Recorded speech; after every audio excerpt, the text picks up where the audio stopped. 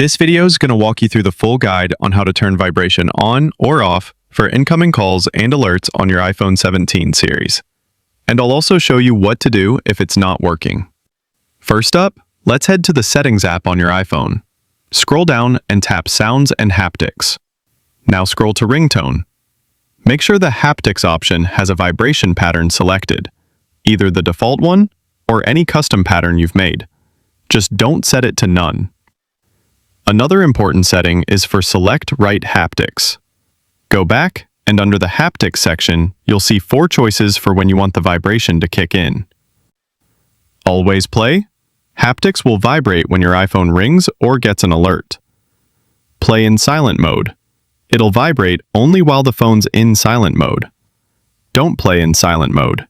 No vibration when silent mode's on. Never play. This cuts off vibration completely for all rings and alerts. I recommend keeping it on Always Play, so you never miss a call or notification. If vibration still isn't working, check the system-wide vibration setting.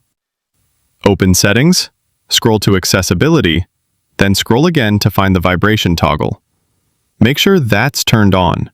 This controls vibration for ringtones, alerts, and even emergency alerts. If you want to turn off all vibration everywhere, just flip this toggle off. For a quick way to switch into vibrate, press and hold the action button on the left edge of your iPhone until you feel the haptic feedback and silent mode turns on. If that button's been customized or isn't responding, check out my other tutorial on fixing the silent switch. You can also use Control Center.